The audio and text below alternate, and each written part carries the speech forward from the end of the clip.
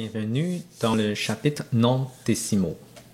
Okay. Donc ça, c'est la suite de les autres trois autres chapitres, donc nombre naturel, nombre entier, fraction et puis nombres décimaux. Donc, en effet, ces quatre chapitres-là, c'est supposé être ensemble. Okay. Donc, on parle des nombres. Okay. Donc, ça, c'est la dernière partie de tous les nombres de cette année. Okay. Donc, on va regarder tout ça. Donc, on va apprendre comment convertir décimal en fraction, fraction en décimale, en pourcentage et tout et tout. Donc, pourcentage, en effet, c'est une des parties de ce chapitre. Et on va avoir beaucoup plus de pourcentage dans les prochains aussi, en secondaire 2. Donc, premièrement, on va regarder nombres décimaux. Donc, tout ce qui est en avant la virgule, on appelle ça partie entière. Okay? Et tout ce qui est après la virgule, à droite de la virgule, c'est la partie décimale. Nombre des positions dans un nombre décimal. Donc, ici, j'ai marqué tous les noms, unités, dizaines, centaines, unités de mille. À l'envers, vers la droite, ici, on a dixième, centième, millième, 10 millième, 100 millième, millionième. Okay? Là, c'est un petit peu plus rare qu'on utilise plus que ça. Là. Donc, c'est pour ça les noms ici, on arrête entre millions et millionième.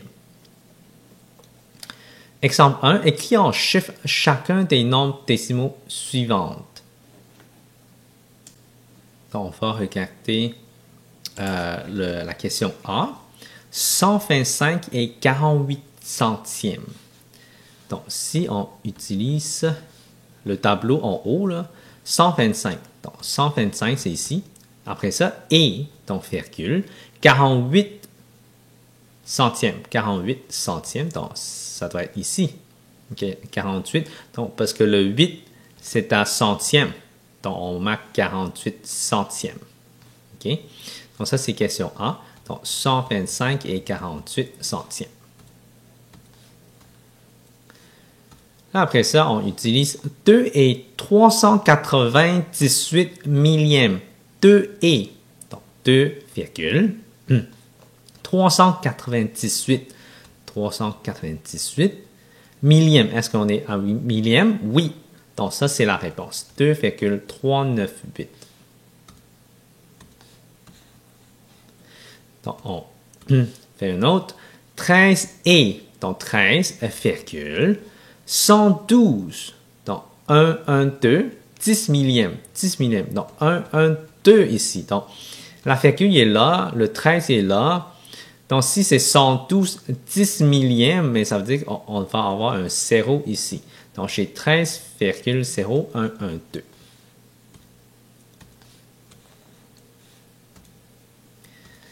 Le prochain, 102 et 8 millième. Donc, 102, c'est comme ça. Virgule, donc il y a un et, 8 millième. Donc, si le 8 est là, ça veut dire que j'ai besoin de remplir deux autres zéros après la virgule. Donc, 0,08.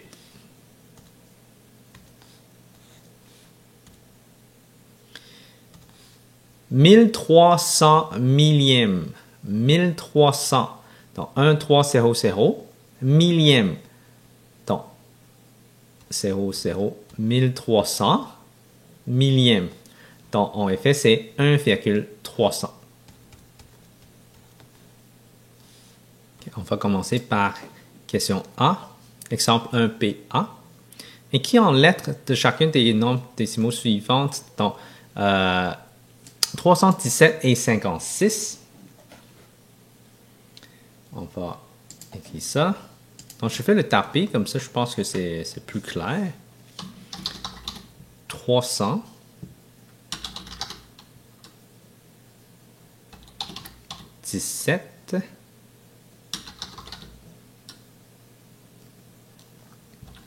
Et 56 centièmes.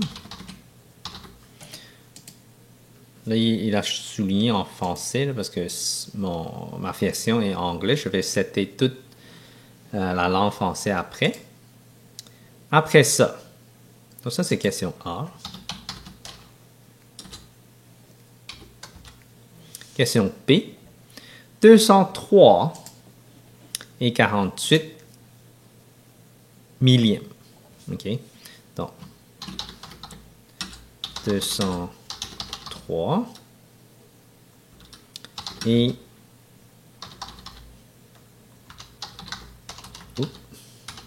48. Il manque un tiret. Millième.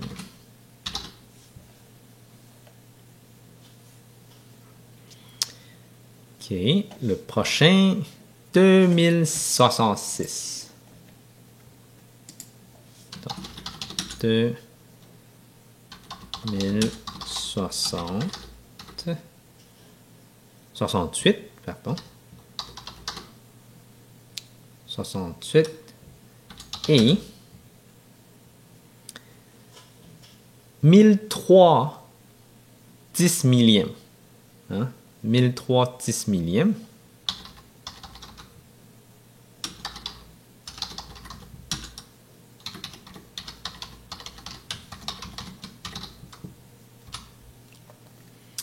Le T, c'est 12. 12 et 5. Là, si on compte ici, là, c'est millième, 10 millième et c'est 100 millième.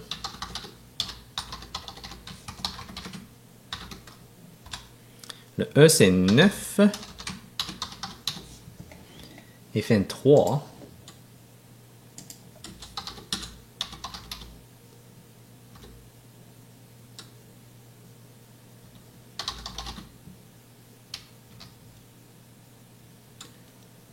Ça, c'est rendu à 10 millièmes.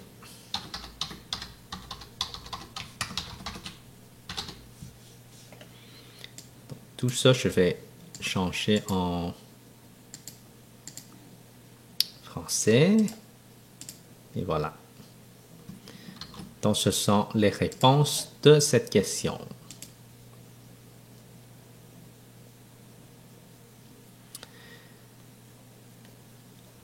Décomposition d'un nombre décimal. OK? Donc, si on veut décomposer le nombre décimal, 245, là, ici, l'exemple, j'ai déjà donné parce que je veux vous montrer les trois avec la notation décimale, notation fractionnaire et notation en puissance de 10. Donc, A, c'est en décimale, donc on utilise les virgules. Donc, 6, c'est à la deuxième position, donc ça, c'est centième. Donc, c'est multiplié par 0,01. Et puis, donc, en effet, on ignore tout le reste. C'est comme on multiplie le 6 par 0,01, ça donne 0,06. Donc, pour avoir la position comme telle. Bon, en fraction, c'est comme la notation fractionnaire. Donc, au lieu de 0,01, c'est 1 sur 100, parce que c'est centième. Pour le millième, c'est 1 sur 1000, donc c'est 0,001. Donc après ça, pour la notation en puissance de 10, on fait, avant la virgule, c'est 10 à la 0, 10 à la 1, 10 à la 2. Si c'est après la 0, c'est 1 sur 10 à la 2 pour la deuxième position, okay, après la virgule. La troisième position, 1 sur 10 à la 3. Donc, on peut voir ça avec l'exposant pour savoir la position après la virgule. Donc, on va essayer avec le prochain exemple, là, décomposer le nombre décimal. OK. Donc, je vais commencer par question A. Donc, 1000, c'est 1 fois 10 ou fois 1000. Ça, c'est pour la notation décimale. Plus 5 fois 10, plus 2 fois 1, plus 5 fois 0,01, plus 9 fois 0,0001. Ça donne le nombre décimal. Okay? Parce que le 9, il y a 3 positions en avant. C'est pour ça que j'ai 3 zéros. Okay? C'est comme ça que je compte.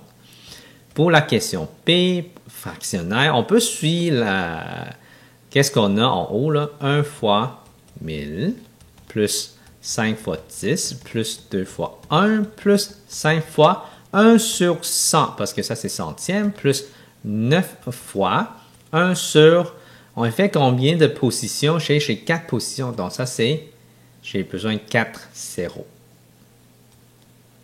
10 000. Donc, question C.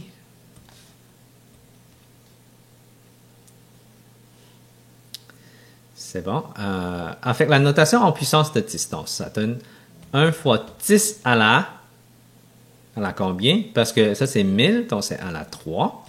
Plus 5 fois 10 à la 1, plus 2 fois 10 à la 0, plus 5 fois 1 sur 10 à la 2, plus 9 fois 1 sur 10 à la combien? Combien de positions que j'ai ici? En effet, c'est la quatrième position, donc 10 à la 4. Okay. Donc, c'est comme ça qu'on transforme, on décompose un nombre décimal. Bon, comparaison de nombres décimaux. Mettre les nombres décimaux suivants en ordre croissant. Donc, c'est comme on met ça sur une boîte numérique. On veut savoir c'est quoi l'ordre croissant. Pour la question A, le plus petit, ça serait lequel? Ça serait 2,085. 2,085. Et puis, le prochain, ça donne le 2,1. Hein? 0, après ça 1, après ça 2, après ça 3. Donc, ça serait l'inverse de... L'ordre ici, c'est inversé. En effet, ça, c'est plus petit jusqu'au plus grand jusqu'au plus petit. Fait qu'on va tout inverser. Question P. Là, si on regarde, ils sont toutes 4,3. Là, on regarde après ça. 4,3, mais après ça, il y a tous des zéros ici, pour celle-là. Donc, ça devrait être le plus petit. Après ça, chez 3,03, ça doit être celle-là qui est plus petit. Parce que celle-là, c'est 3 ici. Et si on regarde le prochain, chez 3,3, fait que chez un petit peu plus grand que 4,33. Donc, chez 4,33 ici. Parce que ça, c'est plus grand que 4,30. Hein? Après ça, chez 4,333. Et voilà. Donc, c'est bien important de bien définir lequel qui est plus grand, lequel qui est plus petit. Arrondissement et tronqué d'un nombre. Okay. Arrondis les nombres suivants, les nombres décimaux suivants. Okay. Premièrement, il faut que j'explique un peu. Arrondi, c'est que si on a un 4, on arrondit pas. Si on a un 5, après la virgule, admettons, on arrondit pour faire plus 1 en avant. Toujours la position en avant, plus 1. Okay. Tronqué, c'est que même si c'est 5 ou même si c'est 9, admettons 1,9, on peut tronquer jusqu'à l'unité, donc ça donne 1. Donc on enlève tout ce qui est en arrière, on ignore. Okay? Donc on appelle ça tronqué. Okay. Arrondi, c'est on regarde si la position c'est 4 ou 5, et puis on fait plus 1 ou non. Okay? Fait qu'il faut, on y pense. Tronqué, on n'a pas besoin de penser, on enlève tout ce qui est en arrière, qu'on ne fait pas. Okay? Dans l'exemple ici, on va juste faire arrondi, parce que tronqué, il n'y a pas vraiment grand-chose à pratiquer. Donc, au dixième près. Au dixième, ça veut dire ici, la position après la virgule. Donc, on regarde le 8. Ouais, 8 est plus grand que 4. Donc, on va arrondir pour avoir 45,4. Okay. Au centième, c'est le 8, mais en arrière, il n'y en a plus rien, fait qu'on va laisser pareil. Au millième, tel quel. Okay. Après ça, 12,75. Oh, c'est un 5, fait qu'on a besoin de faire plus 1 ici. Donc, 12,8. Au centième, oh, c'est un 2. Fait qu'on a besoin de rien faire. Donc, 12,75. Au millième, mais on laisse comme ça. Parce qu'il est déjà au millième. Au dixième, mais c'est un 4 en arrière, donc on laisse tomber. Même chose ici, on laisse tomber parce que c'est encore un 4. Après ça, c'est un 7. Ah, mais on a besoin d'additionner. Et ça fait plus 1, ça fait 6,445. Prochain. Au dixième près. Ah, mais on regarde le centième. Ah, c'est un 9, fait qu'il faut en faire plus 1, ça donne 136,0. OK, c'est important de mettre virgule 0 parce qu'on veut avoir dixième près. Au centième près, même chose, il faut qu'on ajoute un 1. Donc, ça donne quand même 136,00. Millième, mais on a déjà millième, fait qu'on va laisser tel quel. OK, le prochain, au dixième, on regarde le centième.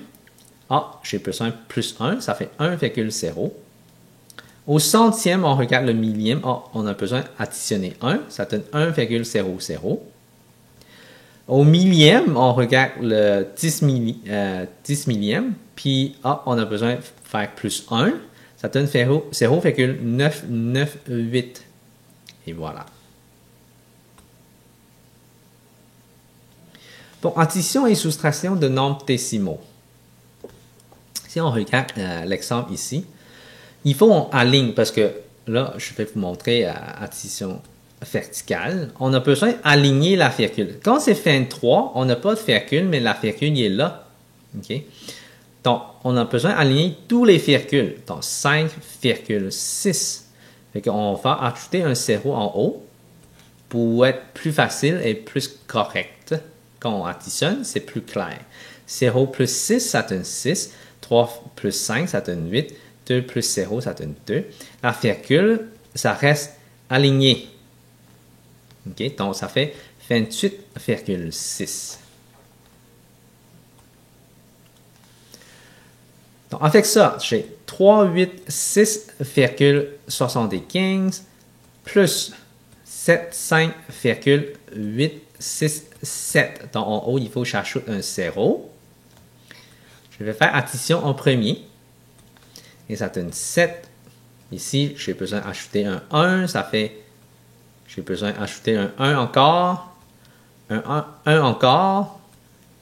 Ça fait 4. Et voilà. Donc, la virgule, encore là, j'aligne. Après ça, je soustrais 123,5. J'ai besoin d'ajouter des zéros à la fin. 7 moins 0, 7. 1 moins 0, 1. 6 moins 5, 1. Virgule est là. 2 moins 3, ça ne fonctionne pas, fait que j'en prends 1. Ça fait 7 et 9. J'ai soustrait 1, ça fait 5. 5 moins 2, ça fait 3. 4 moins 1, ça fait 3. Donc, la réponse, c'est 339,117. Donc, on voit que la virgule est toujours alignée. Donc, c'est bien important. Pour addition et soustraction, on aligne la virgule. Trouve la valeur de x dans l'équation. Donc, ça, c'est un peu l'algèbre. On va regarder comment on va chercher. Quelque chose additionné 25,18, ça va nous donner 48,32. OK? Donc, quelque chose ici, c'est quoi ici? Qu'est-ce qu'il faut ajouter pour arriver à 48,32?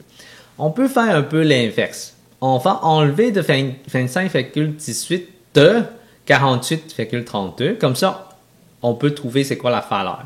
Donc, quelque chose additionne ça, ça donne ça. Fait que la réponse soustrait 25,18, on peut avoir la réponse.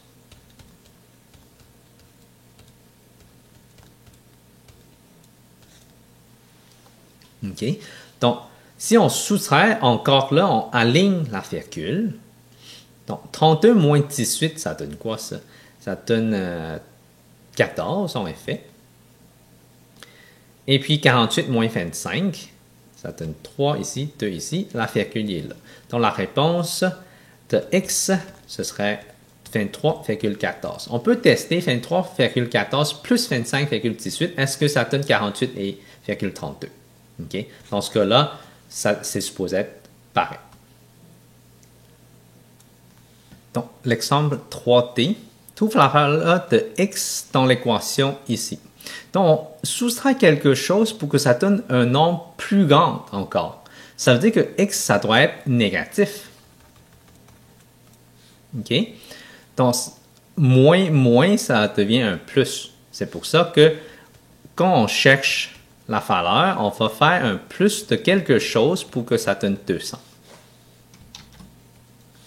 Donc, ça veut dire que 200 soustrait le 146,36, ça va nous donner la réponse.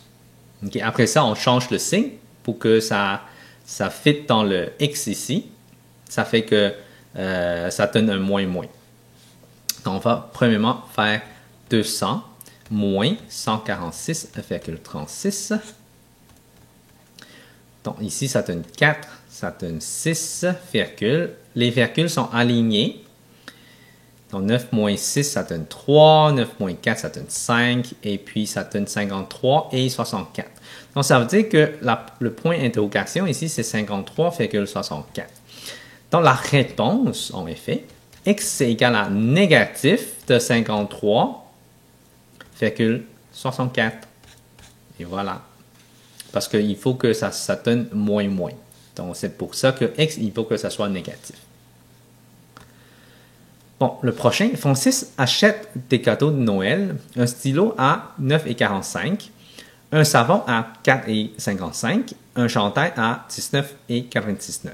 S'il paie avec un billet de 50 $, combien recevra-t-il de monnaie? OK. Donc, en fait, on peut calculer ça en une chaîne d'opération. On a 50 $. OK. Moins, parce que j'ai un billet de 100, un billet de 50 pour enlever tout ce que j'ai besoin de payer. Enlever le 9,45 $ et enlever le 4,55 $ et puis le 19,99 $. OK? Ou on peut faire additionner tout ça ensemble et puis 50 $ moins ça. OK? Ou 50 $ moins tout ça additionné ensemble si c'est plus facile pour toi de additionner. Et voilà. On va essayer d'additionner ça. Si on fait 9,45 plus 4,55 plus 19,99. Donc, si on additionne ici, 45 plus 55, c'est déjà 1. Donc, on va rester 99. Donc, on ajoute un 1 en avant, 20 plus 13, donc 33.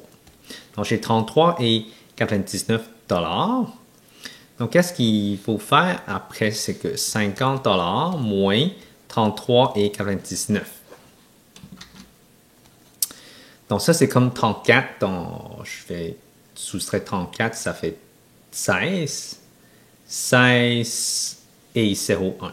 Donc, la réponse va être 16,01 $. Donc, la réponse au complet, c'est que il recevra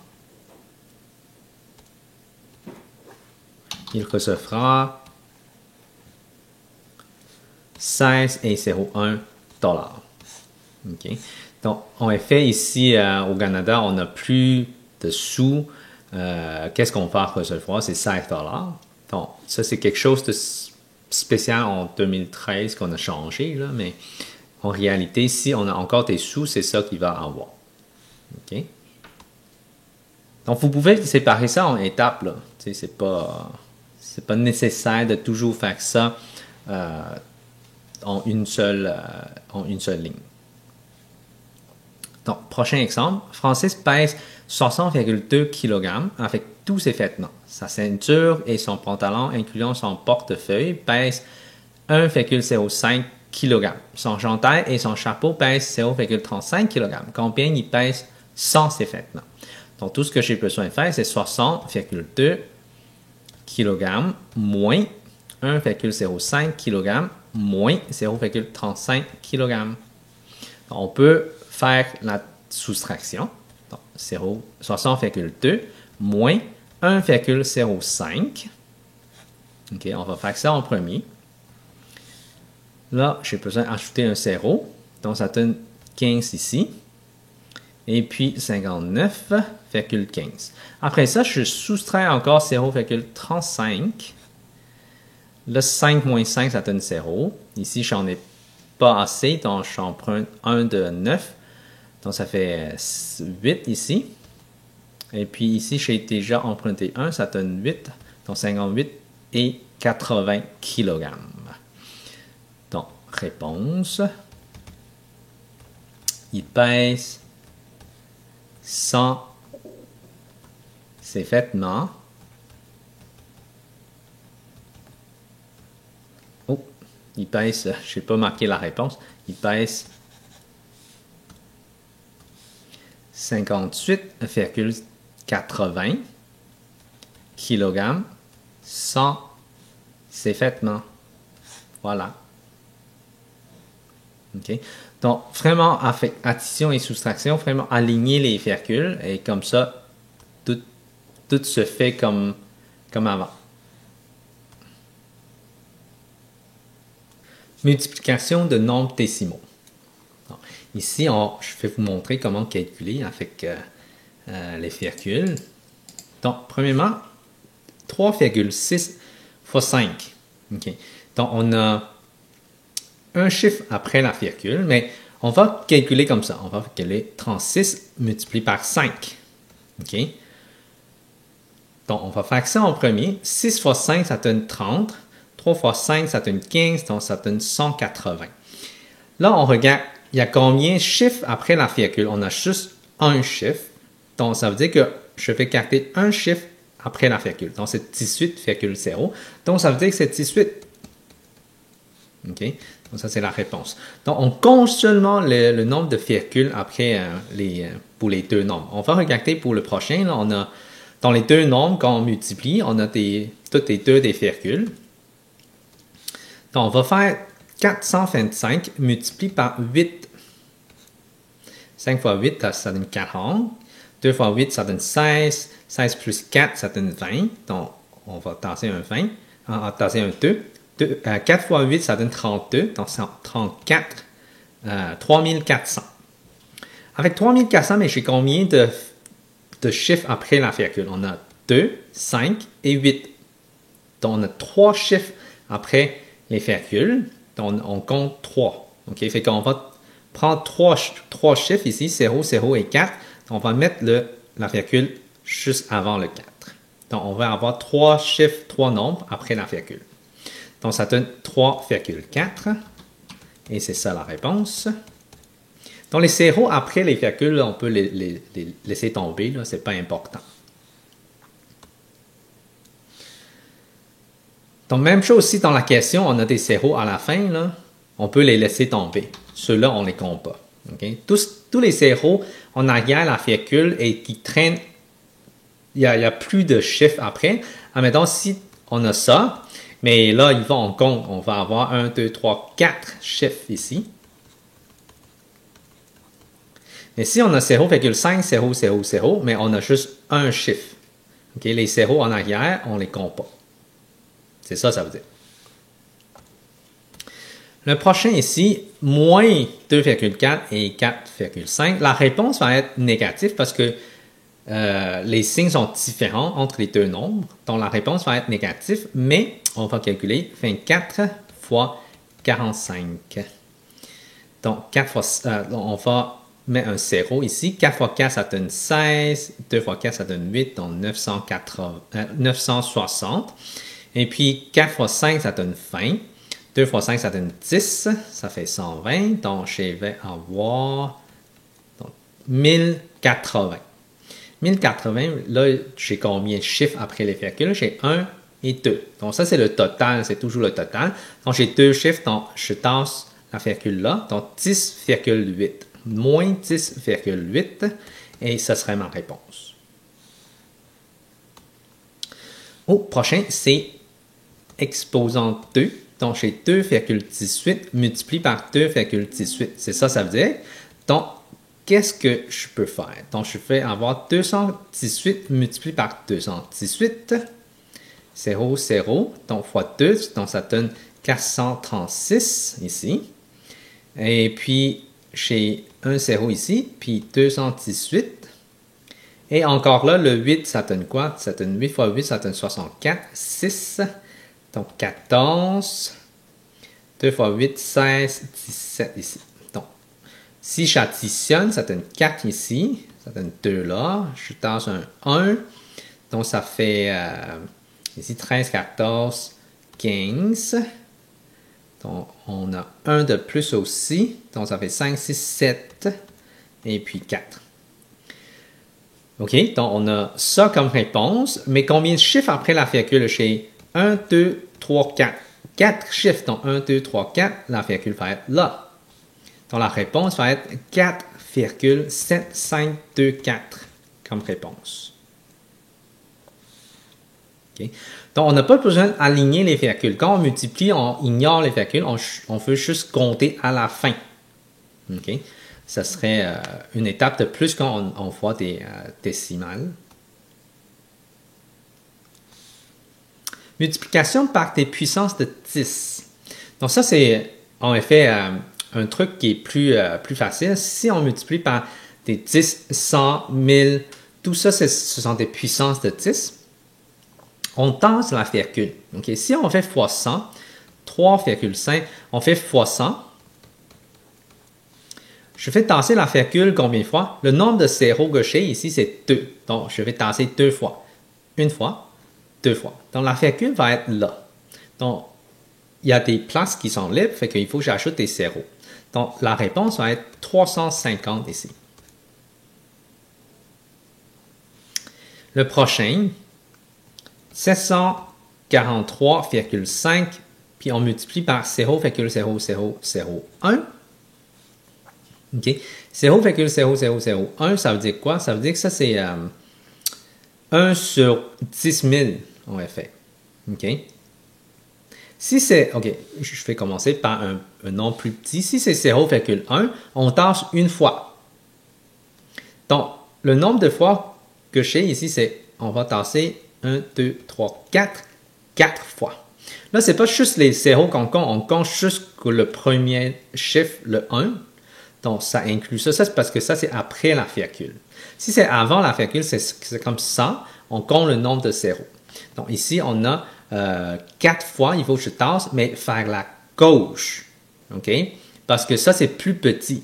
100, c'est quelque chose qui est plus grand. Fait qu'on tasse la virgule par en arrière, faire la droite. Si c'est 0,0001 ici, comme ça, on tasse la virgule faire la gauche. OK? Donc, on tasse 4 fois. 1, 2, 3, 4. Donc, la virgule va être là. Donc, je vais remplacer par 0,07435. Donc, la réponse va être 0,07435. Et voilà. Donc, ça, c'est les trucs pour multiplier. Bon, une famille de 5 personnes assises à une pièce de théâtre. Chaque billet entrée est de 15,50 $. Combien cette famille payera-t-elle? Okay? Ici, il n'y a pas vraiment besoin de titre parce que c'est quand même petit. Là. Il n'y a pas beaucoup de calcul. Il y a juste une étape. Donc, on veut calculer combien elle paye. La famille paye pour entrer à cette pièce de théâtre. Donc, on a 5 personnes. Donc, 15,50. Donc, le 0 à la fin, là, on ne veut pas. Parce que ça, c'est après la virgule. Donc, multiplie par combien de personnes? 5 personnes. 5. Donc, on va faire 155 multiplié par 5. Donc, ça fait 25. 2, ça fait 25 encore. Donc, encore 2. 1 fois 5, ça donne 5. Plus un 2, ça donne 775. 775. Et puis, j'ai combien de virgules? J'ai juste un chiffre après la virgule. Donc, je vais avoir ça là. Donc, ça fait 77,5. Où là, on va rajouter le 0 parce que c'est en l'argent. On a toujours des sous en dollars. Donc, la réponse, c'est que la famille payera 67,50 $. C'est ça la réponse. Voilà. Un mécanicien gagne 23 et 60 $ par heure. Quel serait son salaire s'il travaille 7,5 heures par jour et 6 jours par semaine? Ah, OK. Ça veut dire que j'ai besoin de... Parce que ça, c'est par heure. Donc, j'ai besoin de multiplier par 7,5 heures et multiplier par 6 jours. Comme ça me donne son salaire hebdomadaire par semaine. Okay? Hebdomadaire, c'est un mot qui veut dire par semaine. Okay? Donc, ça, c'est comme ça. Donc, on a besoin de calculer 2 fois. Encore là, je laisse tomber le 0. OK, je laisse tomber la virgule aussi, là. Je laisse tomber le 0 et la virgule, 75. Et puis, 0. 6 fois 7, 42. 3 fois 7, 21. Donc, 2, ça fait 16 ici. 6 fois 5, 30. OK. 10, il manque un 1 en avant. Ça fait 11 ici. Ça fait 1, 6, 7, 7, 1. Avec ça, j'ai combien de virgules après... combien de nombres après les virgules? Le 0, ça ne compte pas. Donc, il va avoir juste 1 et 2. Donc, 117 $.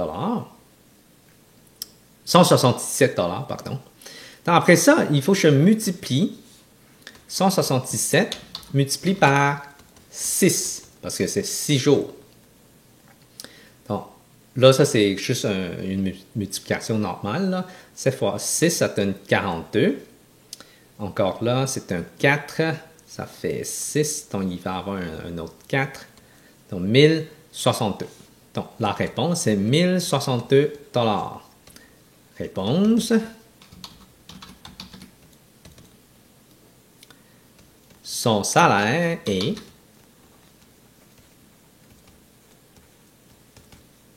1062 $. Voilà. Division de nombres décimaux. Division par des puissances de 10. On va commencer par ça parce que ça, c'est le plus facile.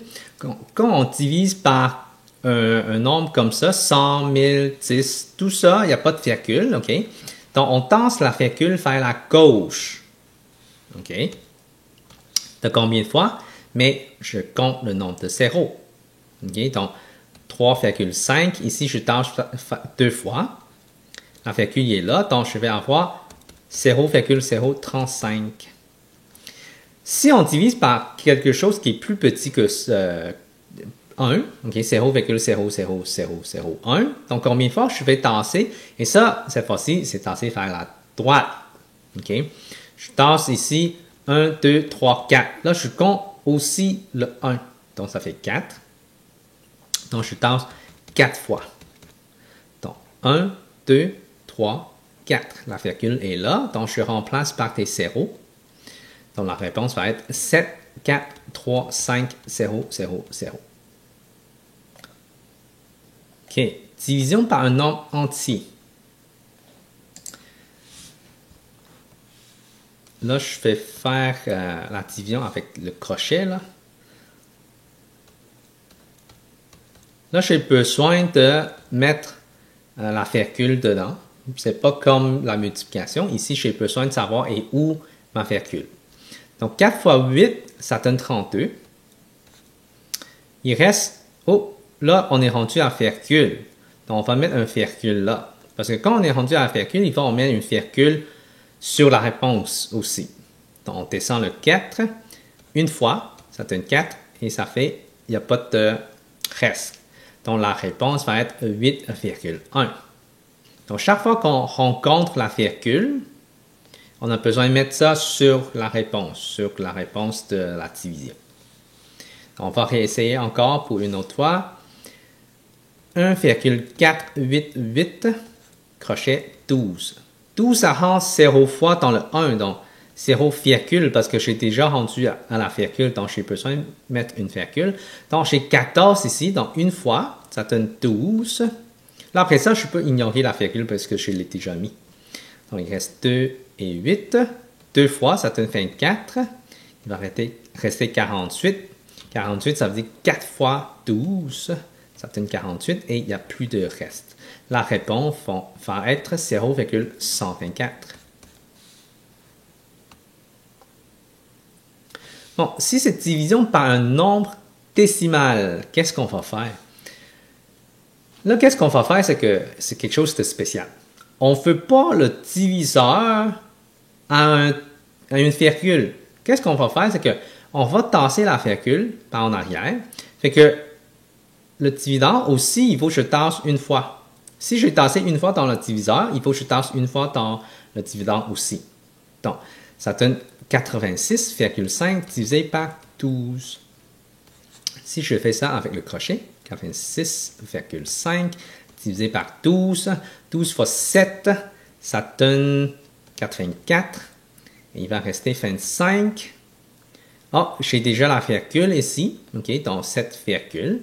Donc 12 fois 2, ça donne 24. Il va rester 1. Là, je tasse un 0. Je vais mettre un 0.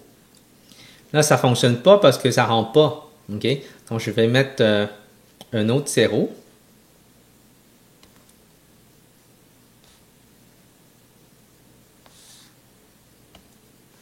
Donc, ça veut dire que là, rendu là, 100, il est capable, tous est capable de se rendre à 100. Ça veut dire que je peux mettre 8, je pense. 8.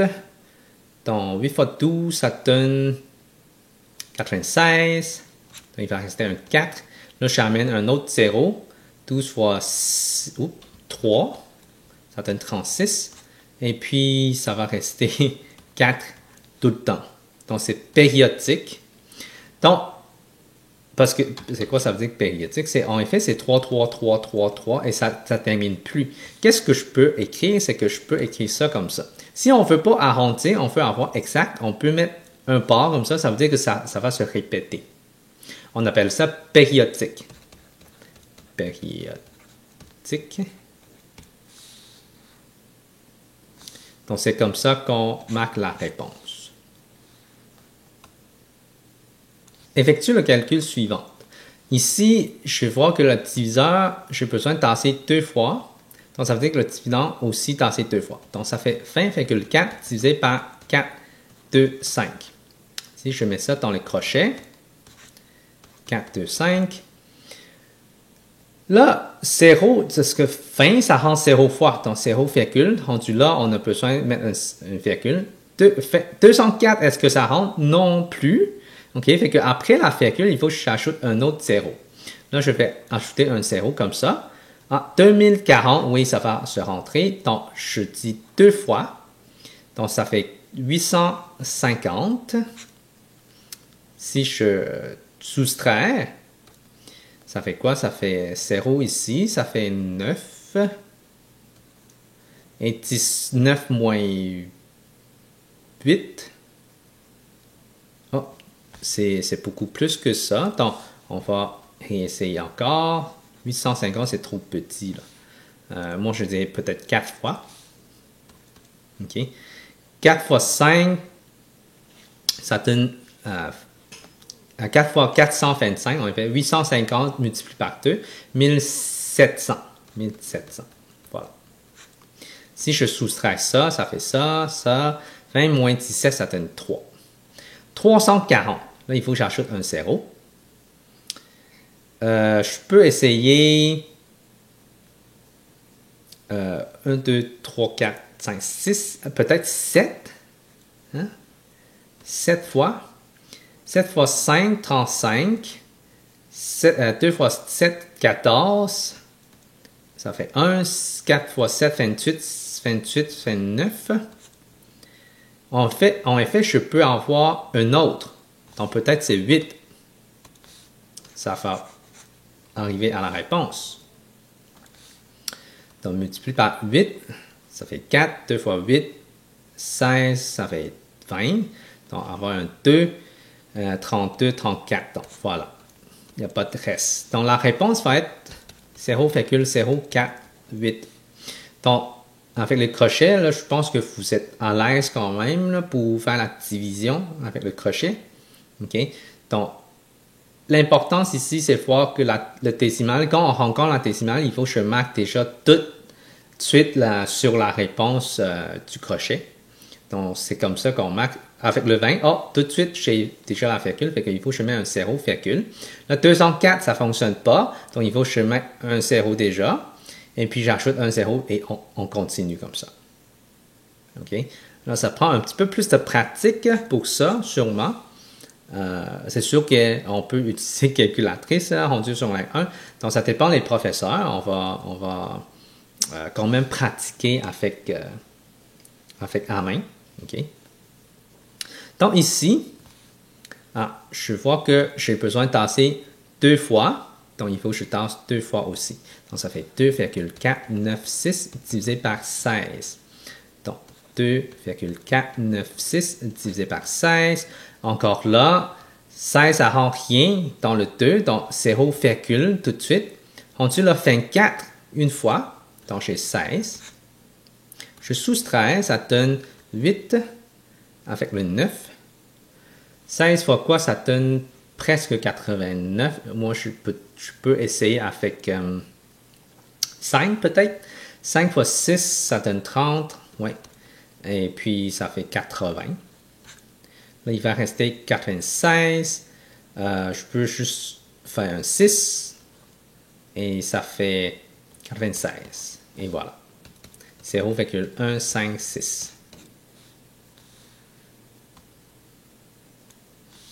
Un couple de 18 étudiants assiste à une représentation de théâtre. Si le coût total pour cette soirée, pour cette sortie a été de 233,10 $, combien chaque étudiant a-t-il payé? Donc, on a juste besoin de diviser par 18 étudiants. Donc, la réponse, ça va être comme ça. Divisé par 18. Donc, je vais faire ça avec le crochet. Je laisse tomber le 0 à la fin, là. Je divise par 18. 18 rentre une fois dans le 23. Après ça, je soustrais, ça donne 53. 18 peut-être 4. Non, c'est trop grand. Peut-être même 3. 3 peut-être c'est grand aussi. Ouais. On va avoir juste 2. 36 ici. On soustrait. Donc, ça fait quoi? Ça fait 14 plus 3, 17. J'amène le 1. OK, j'amène le 1. Oh, déjà là, je rencontre la virgule. Fait qu'il faut que je mette une virgule ici. 171. Donc, 18 multiplie quoi? Ça donne 171. 8 fois 6. 8 fois 7. On peut essayer avec même 8 ou 9. Là. On va essayer avec 9. OK? 8 fois 9, ça donne 72. 1 fois 9, ça donne 9. 9 plus 7, ça donne 16. 9 plus 7, ça donne 16. Donc, ça fait ça. Donc, on va soustraire. Et ça va me rester 9. J'amène un 0. 8 fois 5 peut-être? Oui, ça donne 90 en effet. Donc, j'ai 12,95 $. La réponse, c'est que chaque étudiant a payé 12 et 95 sous. 12 $ et 95 sous. Et voilà. Donc, si le prix de 8 pommes est de 6,40 $, combien Francis payera 5 pommes? Donc, premièrement, il faut que je regarde ça coûte combien pour une pomme. Donc, j'ai pour une pomme. Donc, je vais faire 6,40 $ divisé par 8. Et si je fais ça avec le crochet, ça donne 0, parce que ça ne rentre pas dans le 6, 0, virgule. Là, 64, ça fonctionne. Donc, 8 fois 8, ça donne 64. Et ça fait 0 comme reste. Donc, 0,8. Donc, c'est 0,8 $ pour une pomme. Là, si c'est pour 5 pounds, on va faire 0,8 multiplié par 5. Donc, on va faire 8 fois 5, ça donne 40. 40, mais j'ai un chiffre après la virgule, donc ça donne comme ça. Donc, ça veut dire que c'est 4 $ qu'il a payé pour 5 pounds. Réponse. 4 $ pour 5 pounds.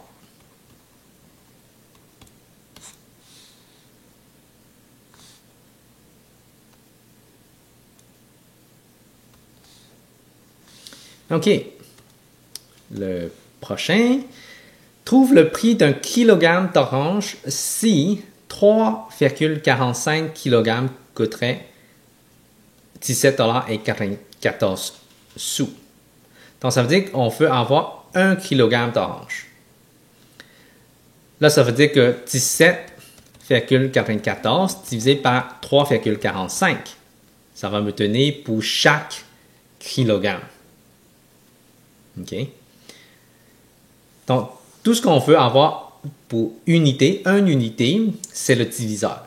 OK? Donc, c'est pour ça que je prends 17,94 $ divisé par 3,45. Là, diviseur, on a deux virgules, donc on va tasser 2 fois. Même chose ici. Ça veut dire que ça va se rendre à 1794 divisé par 345.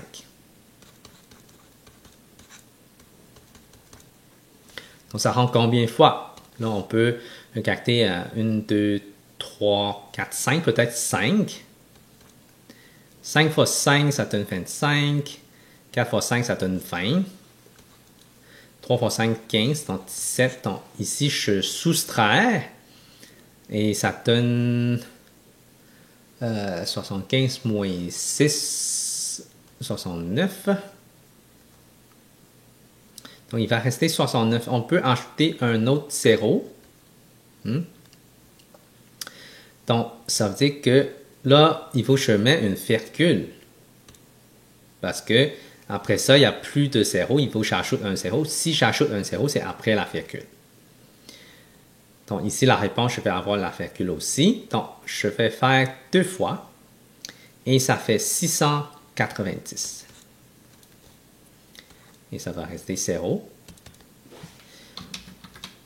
Là, ça veut dire que la réponse est 5,2.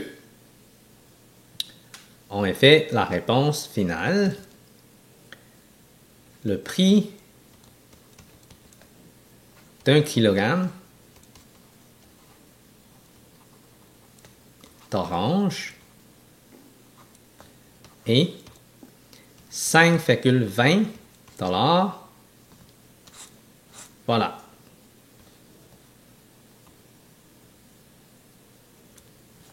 Pour la prochaine section ici, c'est chaîne d'opération de nombres décimaux. Donc, on va regarder comment effectuer. En effet, c'est la même chose que les chapitres précédents. Là. On a PEMDAS. Okay. Parenthèse exposant multiplication, division, addition et soustraction. Donc, avec ça, j'ai deux parenthèses. Donc, il faut que je exécute tout ce qui est dans le parenthèse qui est le plus à l'intérieur. Donc, 1,2 plus 0,8. Et ça donne 2. Okay? Donc, j'ai 7,2 moins 4 moins 3,8 fois 2. Okay? Et puis, 3,8 multiplié par 2, parce que ça, il faut que je fais la multiplication en premier. Okay? Donc, 3,8 fois 2, on peut faire ça à côté ou on peut juste faire ça mentalement. Là, ça donne 7,6. Donc, j'ai 4 moins 7,6. 4 moins 7,6, mais il manque 3,6. Donc, ça veut dire que c'est négatif. Okay? Vous pouvez faire ça parce que le plus grand nombre, c'est 7,6. Fait qu'on prend 7,6 moins 4, ça donne 3,6, mais le plus grand nombre, c'est négatif. Donc, la réponse ici, pour la parenthèse, c'est moins 3,6. Donc, le moins, ça donne un plus. Donc, j'ai 7,2 plus 3,6, ce qui nous donne 10,8. Et voilà. Prochain ici, je commence par la parenthèse 1,5 plus 0,1, donc 1,6. Donc j'ai 7,18 moins 4,6 divisé par 1,6. Donc là, j'ai besoin de faire la division. OK. Donc, je vais vous montrer ça. Donc, ça donne, en effet, il faut que je tasse la virgule pour le diviseur une fois. Donc, ça veut dire que le dividend aussi, il faut que je tasse une fois. Donc, ça fait 46 divisé par 16. OK. Je peux multiplier par 2, ça donne 32. Et ici, ça donne, si je soustrais, ça donne 10, 14, pardon. 14. Donc, ça veut dire qu'il reste 14. Là, ça veut dire qu'il faut que je mette une virgule parce que j'ai besoin d'ajouter un 0 ici et je mets la virgule. Donc, je descends le 0. Admettons, si j'ai 5, ça donne non, ça ne fonctionne pas. 8 ou 9 ou même 9, on va essayer 9. 9 fois 6, ça donne 54. 5, ça fait, oh, c'est un petit peu trop. Donc, il faut que ça rend avec 8. Le 8 ici, ça donne 48. 1 fois 8, ça donne 8. 8 plus 4, ça donne 12. Et voilà, ici, ça donne 12. Ça reste 12 avec un 0. OK. Donc, c'est sûr que 8, ça ne fonctionne pas. Il faut que j'utilise 7. 7, ici, ça donne 2, 4, 11. Il me reste 8 avec un autre 0. Là, si je fais avec 5, et ça donne 80 exact. Donc, tout ça, c'est des soustractions. Là. Okay? Ça donne un reste 0. Donc, j'ai 7,18 moins 2,875. Là, si je soustrais ça, là, je peux faire ça à côté. 7,18 et 2,875. Donc, il faut que j'ajoute un 0 parce que les virgules sont alignées. Donc, ici, ça donne 5. Ici, ça donne 0. Et ici, ça donne 3. Et puis, ici, ça donne 4. Voilà. Donc, j'ai la réponse 4,305.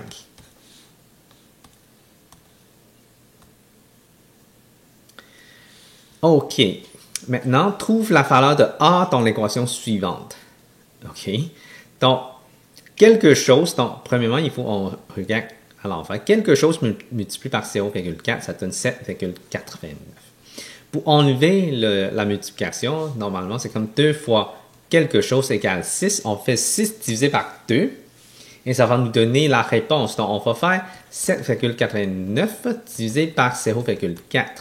Donc, j'ai besoin de tasser une fois. Ça donne 78,9 divisé par 4. Avec ça, est-ce qu'on peut trouver la réponse à côté? Divisé par 4. Une fois dans le 7, ça fait 38. Dans le 9, ça fait 36. Il me reste 2. Ah, la virgule est là. Fait que je mets une virgule. Je descends le 9 fois 7 pour avoir 28. Et puis, il me reste un 1 avec un 0. Ça donne 2 pour avoir 8.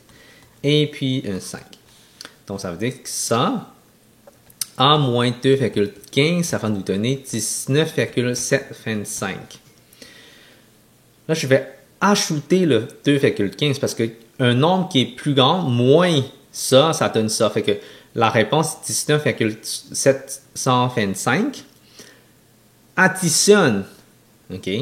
Donc, additionne 2,15, ça va nous donner mon A. Et comme ça, si je fais ça mentalement, ça va me ramener à, oups, ça c'est un 7, donc c'est un 8, et puis 21. Donc A égale à 21,875. Pour vérifier, vous pouvez juste remplacer dans la question initiale et essayer de faire la chaîne d'opération. Trouve la valeur de A dans l'équation suivante. OK, encore là, ici, j'ai besoin d'enlever le plus 1,18. Ça, c'est la première chose à enlever. Après ça, il faut en diviser. C'est comme on fait l'inverse. OK? Donc, encore là, si vous avez un petit peu plus de misère dans ça, là, on va faire ça dans le chapitre les suites et équations. Là. Comme ça, je vais vous montrer un petit peu plus de techniques qu'on apprend en secondaire 2. OK? Et c'est sûr que rendu secondaire 2, c'est vraiment la matière, mais cette année-là, moi, je vous montre quand même les options à faire avec ça. Donc, pour enlever ça, c'est comme quelque chose plus 1,18 égale à 9,18. Mais ça a l'air que c'est un 8, parce que 8 plus 1,18, ça fait 9,18. Donc, on peut avoir la réponse en juste logiquement, ça c'est un 8. Donc, ça veut dire A fois 2,4 égale à 8. Qu'est-ce qu'on peut multiplier? Donc, qu'est-ce qu'on peut faire? C'est qu'on peut avoir A égale à 8 divisé par 2,4. Donc, ça veut dire que j'ai besoin de 80 divisé par 24. Donc, si je fais ça à côté, 3 fois 2 et puis 7, il reste un 8. Ah, ça veut dire qu'il faut que j'amène une virgule. Okay. Le 0, il est là. 80 encore. Donc, encore 3. Ah, ça ne termine pas. Ça veut dire quoi, ça? Périodique. Donc, A égale à 3,333, 3, etc. Et on peut dire que ça, c'est 3,33 périodique ici. On peut mettre ça sur les deux 3 parce que c'est pareil, ou juste le dernier 3. Okay. Donc, moi, je calque toujours deux chiffres après la virgule. Fait que c'est ça. OK. Donc, ça, c'est une situation de problème. On va regarder ça. Lors d'une grande vente d'entrepôt, Francis a acheté 2 chaises à 34,99 $ chacune. Une table à 256,25 $ et 2 fauteuils à 566,45 $ chacun. Il fait un dépôt de 250 $ et paiera le solde du compte en 3 versements égaux. Quel est le montant de chaque versement? Ici, c'est que j'ai besoin d'additionner le total en premier. OK? Donc, on va faire ça en étapes. OK? Je pense que c'est un petit peu plus clair. Sinon, OK, on va faire en une seule ligne. Après ça, je vais faire ça en étapes pour vous montrer. Là, si vous faites ça, je pense que ça serait correct. 2 fois 34,99 plus 256,25 plus 2 fois 566,45. Tout ça, je peux mettre ça entre parenthèses et je soustrais 250. Et puis, je pense que la parenthèse n'est pas nécessaire, donc on va juste l'enlever. Mais la parenthèse, là, c'est nécessaire. On va diviser par 3 versements égaux. Ça, c'est l'opération que j'ai besoin d'avoir. Donc, qu'est-ce que j'ai fait ici? Premièrement, première étape, total des dépenses. Qu'est-ce qu'on a acheté? Les dépenses. Donc, c'est 2 fois 34,99 plus 256,25 plus 2 fauteuils qui est à 566,45. OK? Donc, 2 fois, c'est comme ça, c'est comme 35. 35 fois 2, là, ça donne 70. Donc, c'est pas 70, mais 69,98 sous plus 256,25 plus, là, ça, c'est le double de ça. Donc, ça donne 1132,990 sous. OK? 66 fois 2, ça donne 132. Exact. Ouais. OK? Donc, là, il faut j'additionne. Je peux faire ça à côté. Là, encore là, il faut aligner les virgules. 1, 1, 3, 2,90. 8 plus 5, ça donne 13. J'ai un 1. Donc, ça fait 10, 21. Donc, ça fait un 2 ici. Donc, j'ai 15 plus 4, 19. J'ai un 1 ici. Et puis 11, 12, 15. J'ai un 1 ici. Donc, ça fait 4. Et puis un 1. Donc, j'ai 1459 et 13 sous. Ça, c'est l'étape 1. Après ça, je paie un dépôt, ça veut dire que j'ai payé 150 $. Donc, on va soustraire de 150 $, OK, après le dépôt. Après le dépôt. 1459,13 moins 250. Donc, ça va me donner 1209,13 sous à payer. Ça, c'est qu'est-ce qui reste. Là, je vais séparer en 3 versements égaux. En 3 versements.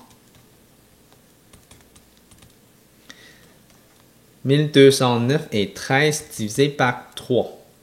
OK? Donc, c'est comme ça parce que si compte le solde du compte versement, quel est le montant de chaque versement? On veut savoir chaque versement, on paye combien. Donc, on va séparer en 3 parties pour payer. Donc, ça va être 1209,13 divisé par 3. 3, ça rentre 4 fois dans le 12. Je soustrais, ça fait 0. Fait que j'amène le 0 en bas. Mais 0, ça fait 0. Fait que j'amène un 9. Ça fait 3 pour avoir le 9. Et puis, je suis rendu à la virgule. Le 1, mais 0. Fait que j'amène un 3.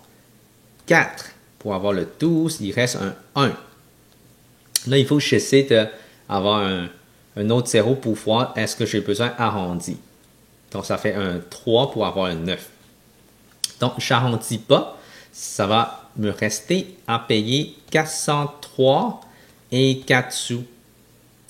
Sûrement, OK, normalement, on sépare en 3, mais ça n'arrive pas. Il va manquer un sou. Qu'est-ce qui arrive? C'est que le troisième versement, on paie un sou de plus, normalement. OK? Mais dans ce cas-là, on nous demande juste séparer en 3 parties égaux et ça fait ça. Donc, réponse complète, là. Il paye 403 et 4 sous pour chaque versement.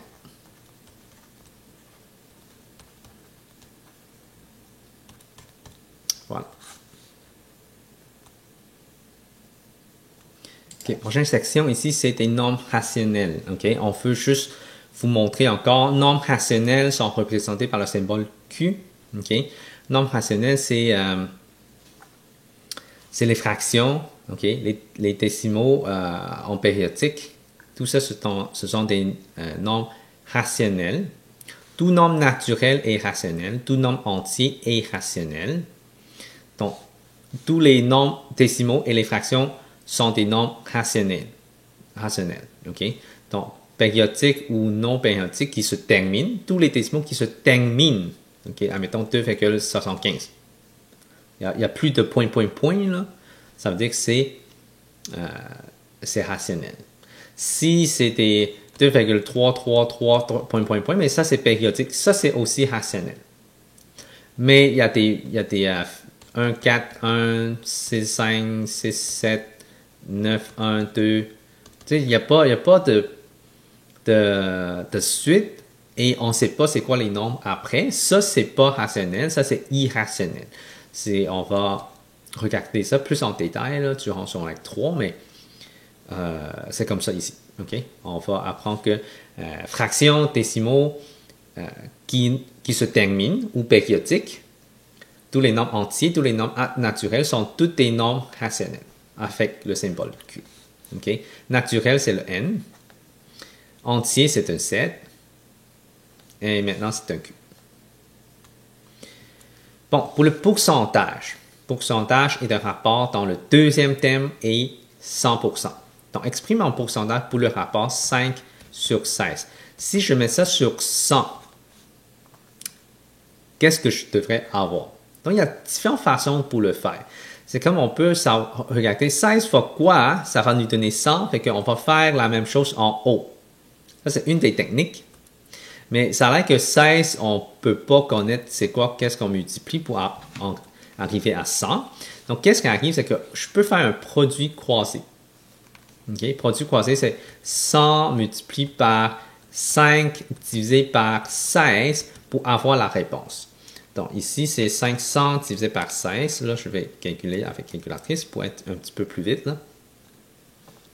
Donc, ici, ça donne 31,25. Donc, la plupart du temps, avec pourcentage, on peut utiliser calculatrice.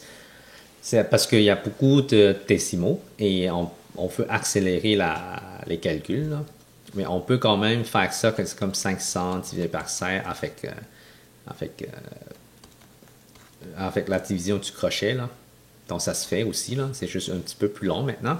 Donc, là, ici, je veux vous montrer comment faire ça. C'est pour ça que je tape dans la calculatrice. Là, mais sinon, moi, je vous encourage beaucoup de faire ça à main et mentalement. Au moins pour secondaire 1. OK? Parce que après ça, on utilise beaucoup de l'algèbre et ça devient quelque chose qu'on s'enseigne moins de décimales. OK? OK, donc ici, ça donne, si on veut exprimer en pourcentage, ça fait 13,25%. OK, c'est comme ça qu'on écrit, parce que c'est sur 100 déjà. Exprime en pourcentage, c'est 7 sur 4 égale à quelque chose sur 100. Là, on peut faire fois 25. Fait qu'en haut, il faut que je multiplie par 25. 7 fois 25, ça donne quoi? Ça donne 175. Et voilà. Donc, ça veut dire que 175%. Donc, il peut avoir dépassé 100%, là, ça te donne 175%. OK. Francis obtient un rabais de 32 $ sur un article qu'il faut 128 $. Exprime ce rabais par un pourcentage. OK? Ce rabais-là, parce que si on a un rabais de 32 $, qu'il faut originalement 128. Donc, ça veut dire que je mets 32 sur 128 et je le mets sur 100. OK? Donc, on va faire un produit croisé. Donc, 100 multiplié par 32 et divisé par 128. OK. Moi, j'aime plus marquer divisé par 128. Là, je marque ça comme ça. Pourquoi? Parce que je peux arriver à simplifier. 13 et 128, les deux, ça se divise par 4. Donc, ici, ça donne 8. Ici, ça donne 32. Encore là, ça se divise par 8. Donc, ça fait 1. Ici, ça fait 4. Et 100 et le 4, on peut le simplifier. Ça donne 1. Et ici, ça donne 25. Et la réponse va être 25. Donc, qu'est-ce qui arrive? C'est que j'ai 25 ici. Ça veut dire que c'est 25%. Donc, Francis a obtenu un 25% de rabais. OK, ici, c'est une petite situation de problème. Là. Je ne marque pas la réponse complète. Là. Je peux juste indiquer ces 25% de rabais.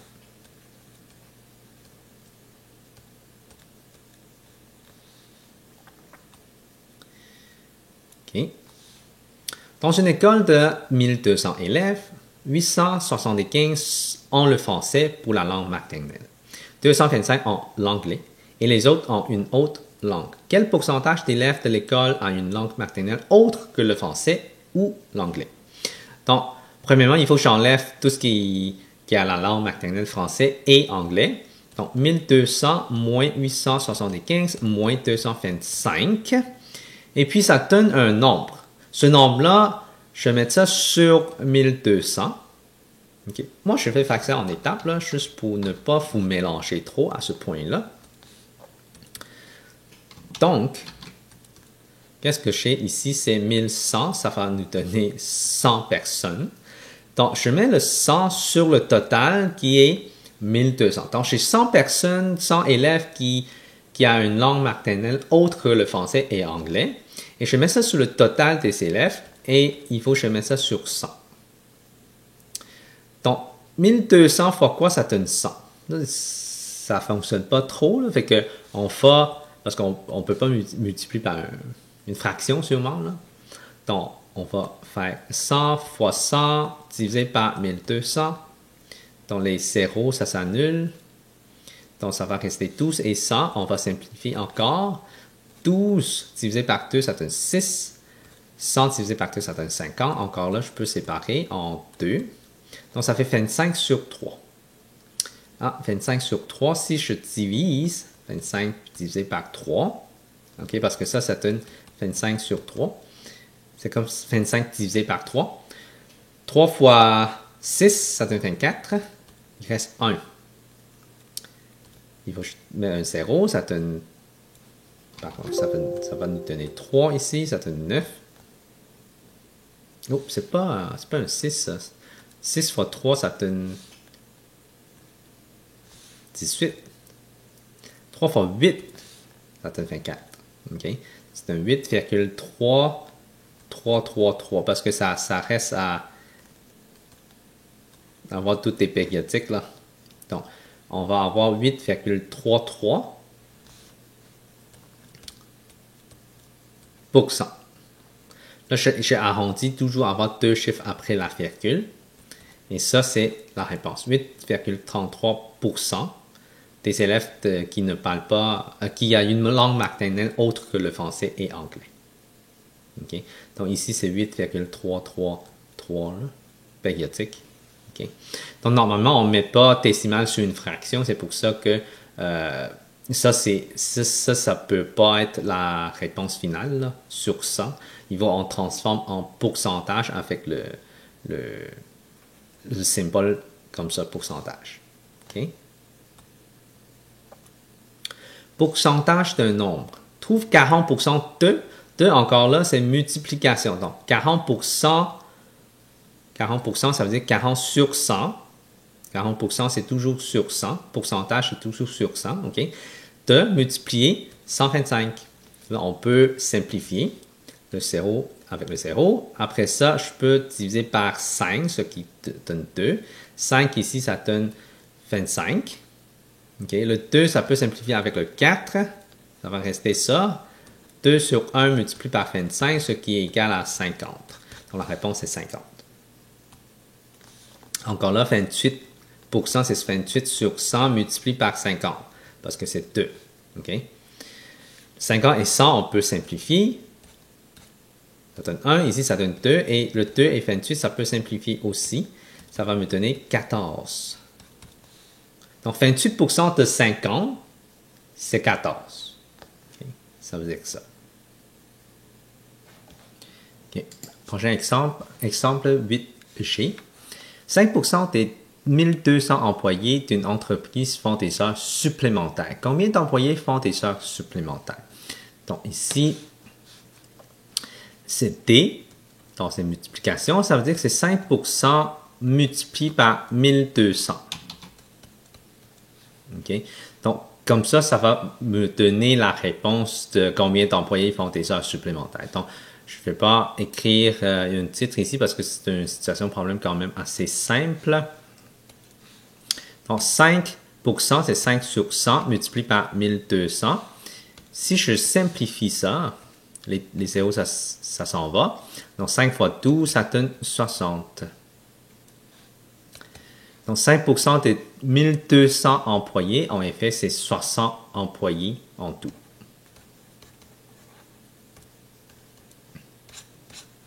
Donc, 60 employés font des heures supplémentaires.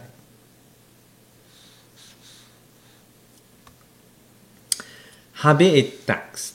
Ça, c'est un sujet que je trouve c'est bien important à savoir comment calculer à cause qu'on s'en sert beaucoup ici. Quand on achète des choses et on veut savoir c'est quoi le prix. Quand on est au magasin, normalement, j'estime le prix. Parce que normalement, qu'est-ce qu'ils font? C'est que 49 et 99 $, donc c'est seulement un sou pour avoir 50. Fait que je vais juste utiliser 50 $ pour avoir des calculs plus faciles pour estimer le prix que j'ai besoin de payer. Donc ici, en premier, là, je vais vous montrer quelques techniques là, différentes pour calculer ça plus rapidement. Rabais de 30% en argent. OK? Parce qu'en pourcentage, ici, c'est combien? Là? C'est 49,99 multiplié par 30%. Et ça va me donner, c'est quoi le prix de rabais? OK? Donc, 49,99 multiplié par 30 divisé par 100. Là, moi, je dirais avec des 99,99, là, je vous demande peut-être d'utiliser calculatrice là, au lieu de faire ça manuellement ou mentalement, parce que c'est juste que mentalement, moi, je fais estimer. OK? Donc, pour avoir le prix exact, on va utiliser calculatrice. Là. Si on pitonne, là, ça va nous donner 14,997. Donc, ça veut dire que c'est environ 15 $. OK? En fait que si on a besoin arrondi, là, c'est 15 $. OK? Si j'estime, c'est déjà 15 $. Donc, c'est quoi ça veut dire, là? Ça veut dire que le prix final va être 49,99 et j'enlève 15 $. Ça, c'est prix final.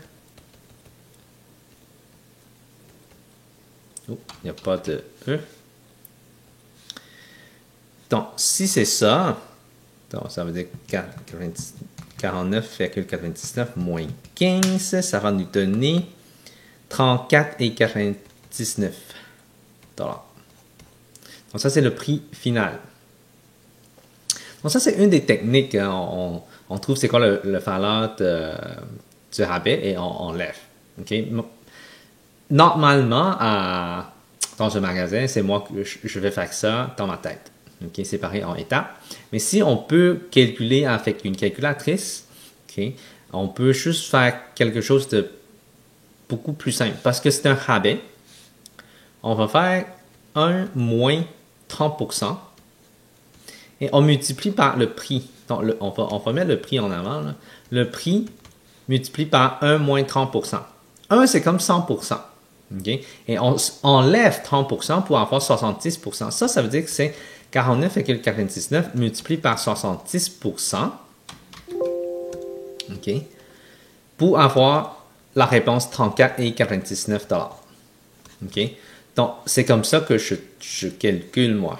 Si à l'examen, à l'école, pour répondre à tes questions comme ça, 1 moins 30%, ça c'est le rabais. Si on a des taxes, on fait additionner 1 plus le pourcentage de taxes pour avoir la réponse finale. Donc, on va voir ça dans les deux autres exemples après. Un matelas coûte 1199 $ et la compagnie offre 10% de rabais. En plus, le vendeur accorde un 15% de rabais en extra. OK? En extra. Quel est le prix final de ce matelas avant les taxes? OK? Là, je pense qu'il y a deux façons de comprendre cette situation-là.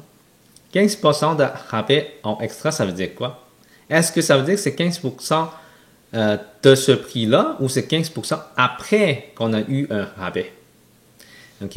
Normalement, c'est 15% sur le prix de rabais, à moins qu'on dise que c'est 15% de rabais du prix original en extra. Donc, ça veut dire quoi? Ça veut dire que je suis besoin d'enlever 10% et puis j'enlève le 15%. Donc, si je fais ça, là, ici, je ne marque plus de titre, là, je vais juste expliquer avec les étapes. 1199 $ multiplié par 10%, ce qui nous donne 119,9 $. Donc, j'enlève ça. Donc, 1199 moins 119,9 pour avoir, juste pour être sûr, là, 1199 moins 119,9, ça va nous donner 1079,1 $. Donc, après ça, il faut que j'utilise ça pour chercher c'est quoi le prix de rabais avec 15%.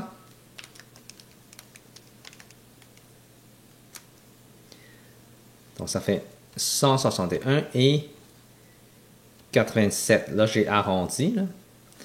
Et puis, le prix final, ça serait 1079,1 moins 161,87.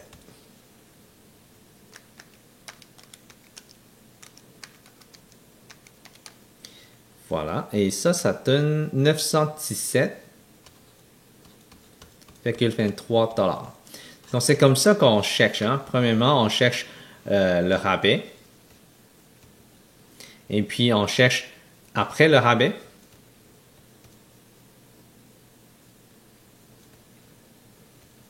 Là, c'est comme des titres, là, des petits titres pour identifier c'est quoi que j'ai fait. Ici, c'est HP Extra. Prix final. OK. Là, si je veux faire ça en une seule étape, parce que ça a l'air compliqué, là, qu'est-ce qu'on va faire? C'est qu'on va utiliser 1199 multiplié par 1 moins 10%. Et puis, je multiplie encore 1 moins 15%. Ça, ce sont des rabais parce que rabais, c'est enlever le 10% et enlever le 15%. Donc, on multiplie tout parce que... OK, ici, je n'ai pas marqué multiplication, là. Désolé. Donc, multiplie par 1 moins 15%. Et ça, c'est supposé nous donner la même réponse. OK, vous pouvez aller vérifier, là. Et ça fait ça. Donc, c'est beaucoup plus simple, je trouve. OK? Moi, je laisserai mes élèves à faire ça, mais certains professeurs exigent avoir toutes les étapes. Okay? Moi, je trouve que ça, c'est beaucoup plus simple et ça sauve du temps. Okay? Là, on va regarder avec les taxes. Qu'est-ce qu'on va faire avec les taxes et les rabais? Donc, moi, je ne sépare plus en étapes dans cette question-là, mais vous pouvez le faire vous-même. Je vais faire ça en une seule ligne. Okay? D'une valeur de, encore là, il a acheté le pantalon. Il obtient un rabais de 30%, donc multiplie 1 moins 30%. Et puis le prix final de ce pantalon, après la taxe fédérale et la taxe provinciale, on a besoin d'ajouter 5%. Et puis, OK, encore là, je n'ai pas marqué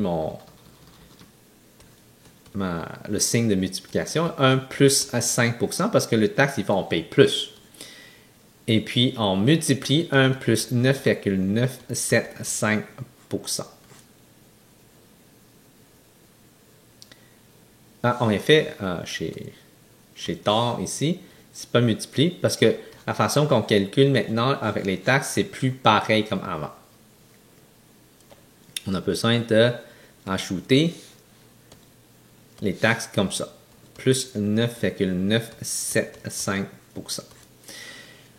Avant, les taxes provinciales, c'est taxé après la taxe fédérale. Mais maintenant, on additionne les deux. Okay? Comme ça, c'est comme si on n'a pas taxé sur les taxes.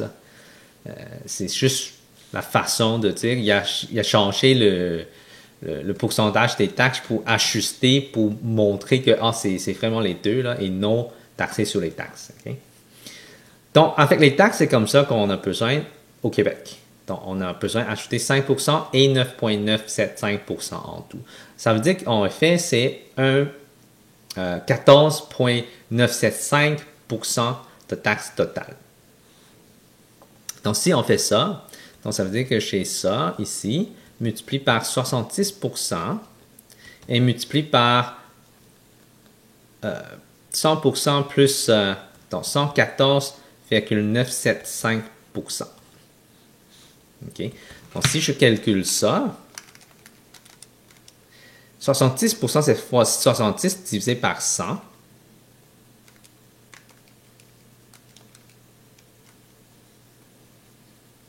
Okay. Donc, ça va me donner 40,23 $. Et c'est ça la réponse pour chercher le prix final d'un pantalon après le rabais et après les taxes.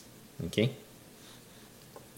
Donc ici, on peut quand même écrire, au lieu de en pourcentage, on peut le transformer en décimal. Là.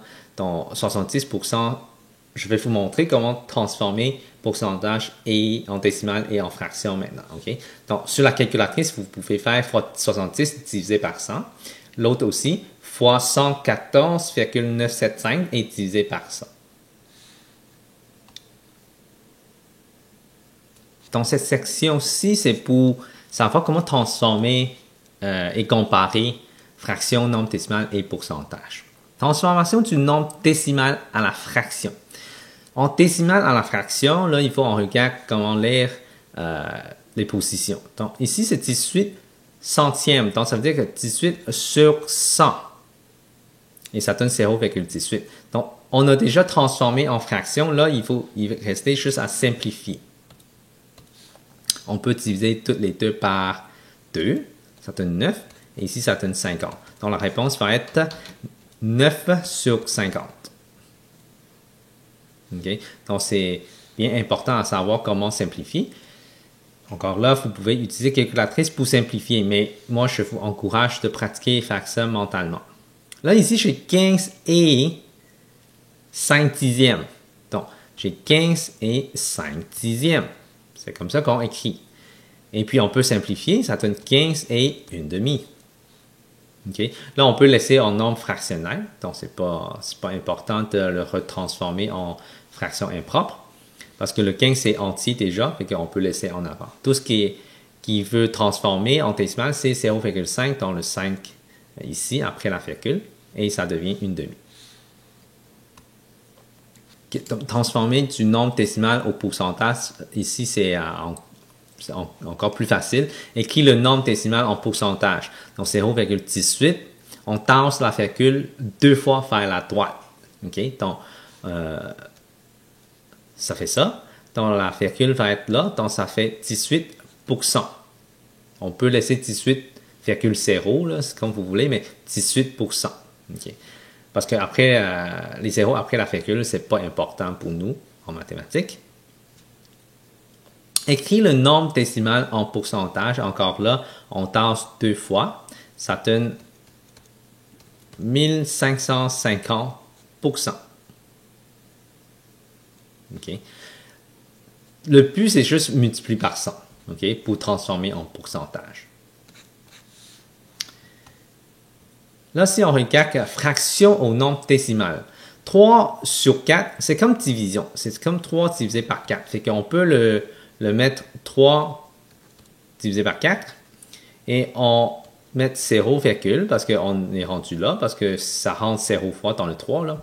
On amène un 0, donc ça fait 30. Oh, ça fait 30. 4 fois 7, ça donne 28. Il reste 2, j'amène un 0, ça fait 5. Donc 0,75, ça serait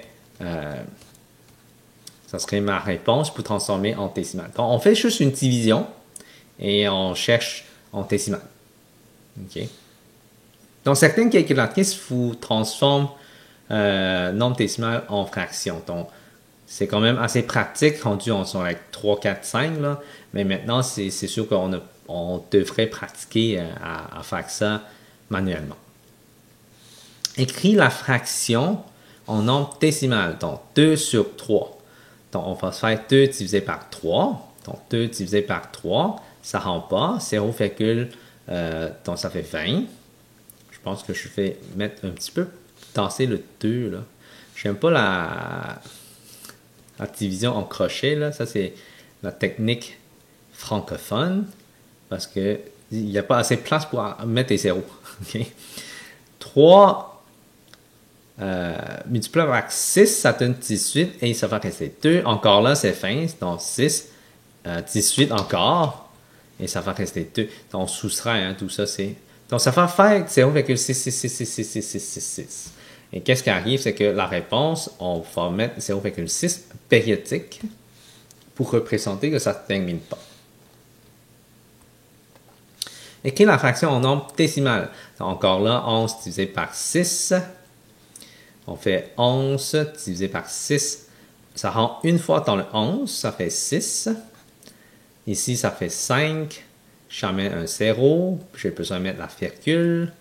6 fois 8, 48. Il reste un 2. Donc, on soustrait, hein, c'est toujours soustraction. Là, si j'oublie de mettre le moins. Fois 3, ça fait 18. Il reste 2. Encore là, ça va faire 3, 3, 3, 3, 3. Donc, j'ai 1,8, 3 périodiques. Voilà.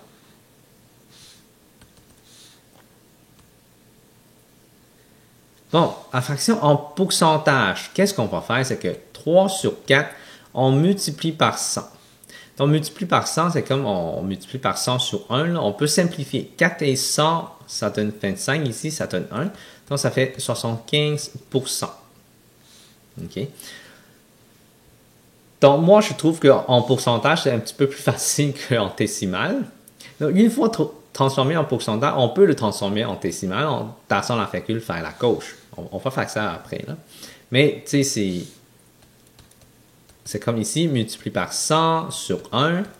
Donc, ça donne quoi ici? On ne peut pas vraiment simplifier. J'ai 200 sur 3. 200 sur 3, mais là, il faut on divise pour avoir la réponse. Ça fait 6,6. Oh, c'est pas 6,6, c'est 66, pardon. 66,66666. Donc, ça, en périodique. Donc, 11 sur 6 multiplié par 100. On peut simplifier en premier, là. On peut faire 6 et 100 ici, c'est comme sur 1. Donc 50, ici ça donne 3. Donc je vais avoir 50 fois 11, donc 550 divisé par 3. Là, est-ce que je peux diviser ça? C'est sûr qu'il va y avoir du reste, donc ça veut dire que je vais avoir un nombre décimal. Ça rend une fois dans le 5, donc je peux faire ça à côté, là. Divisé par 3, et ça prend une fois dans le 5, ça fait 25.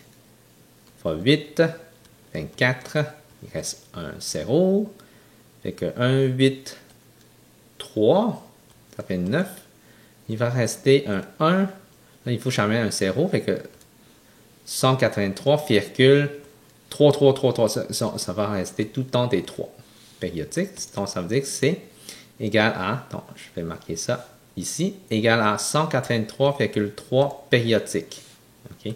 Donc, c'est ça qu'il faut avoir. Donc, on peut comparer la réponse comme quand on transformait la fraction en décimale. On peut juste tasser la virgule 2 fois. OK? Pour avoir... oh, j'ai oublié les pourcentages, hein, même en haut. Ici, c'est en pourcentage. Donc, c'est ça. Donc, on peut transformer d'une forme à l'autre et puis retransformer cette forme-là sur une autre forme au lieu de faire ça, mais c'est pour la pratique, là. Donc, on va regarder le pourcentage au nombre décimal maintenant. On a juste besoin de tasser la virgule vers la gauche maintenant. Donc, ça fait 0,55. Donc, 55%, c'est 0,55. La même chose ici, je tasse 2 fois, ça donne 1,25. Hein, c'est facile, là, ici. Donc, je tasse 2 fois. Donc, ça fait 0,0. OK? 0,2. Voilà. Donc, il faut vraiment bien mettre les zéros en avant pour savoir combien de zéros que j'ai besoin. Hein? Il faut que ça soit clair. Donc, si on transforme le pourcentage à la fraction, donc on va mettre 55 sur 100. Okay. Et puis, on simplifie. C'est tout ce qu'on a besoin de faire. Donc, on peut diviser par 5, ça fait 11. Et ici, ça fait 20. Donc, j'ai 11 sur 20. Même chose ici, 125%, ça donne 125 sur 100. On peut diviser par 25 en effet. Ça donne 5. Et ici, ça donne 4. J'ai 5 sur 4. On peut le transformer en nombre fractionnel, donc 1 et 1 quart. Et qui a le pourcentage en fraction? Encore là, c'est 0,20%. Donc, sur 100. Là, déjà là, j'ai un décimal sur une fraction. Donc, il faut que je tasse la virgule par la droite une fois. Fait que j'ajoute un 0. Chaque fois que je tasse une fois, il faut que j'ajoute un 0 au dénominateur. Donc, ça donne 2 sur 1000. Et pour simplifier ça, ça donne 1 sur 500. Et voilà. Pour comparer, comparaison, donc ça c'est le dernier exemple de ce chapitre. On va comparer les fractions décimales et pourcentages. Donc l'important c'est vraiment de le transformer en la même forme. Donc soit tout transformé en pourcentage ou soit tout transformé en décimal ou tout en fraction. OK? Donc ça dépend de vous. Moi je trouve que le mettre en décimal ou pourcentage, c'est un petit peu plus facile. OK? Donc, on va faire ça en pourcentage. Okay? Parce que fraction, transformer en fraction, après ça, comparer les fractions, il faut trouver les dénominateurs comme 1. Et on ne veut pas vraiment faire ça. Parce que c'est beaucoup plus long. Là, en pourcentage, c'est facile. Ici, c'est juste 59%. Et ici, c'est 57,5% parce que je tasse la virgule seulement 2 fois. Okay? Et puis, il reste les fractions en avant pour transformer en fraction, en pourcentage, pardon. 5 sur 6 fois 100. Là, je peux diviser par 2, ça donne ça. Ça fait 50 fois 5. Ça donne 250 sur 3. Et ça fait 8, 3,33 périodique. Ça veut dire que c'est 8,3. Ça, c'est en pourcentage déjà, parce que j'essaie de transformer en pourcentage déjà. Donc, ça, c'est déjà la bonne réponse en pourcentage. Et puis, 3 cinquièmes. Je vais utiliser une autre couleur. 3 cinquièmes multiplié par 100. Je simplifie. Ici, ça donne 20 et ça donne 60. 60%. Donc, placez les nombres rationnels suivants en ordre croissant, donc du plus petit au plus grand. OK? Plus petit, c'est, moi je dirais c'est 55%. Et puis, 57,5%. Là, mais dans la réponse, on ne marque pas 57%. C'est pour ça qu'il faut que je marque 0,575. Il faut marquer les nombres de la question. Après ça, c'est celui de 59%, ce qui est 0,59. Et puis, il y a le 60%, ce qui est 3 cinquièmes. Et puis, le 60,2%, juste un petit peu plus haut que 60%. Et puis, le dernier, ce qui est 83% ici, qui est 5 sixièmes. Donc, j'ai les 6 réponses. Donc, ça, c'est la réponse en ordre croissant. Et voilà.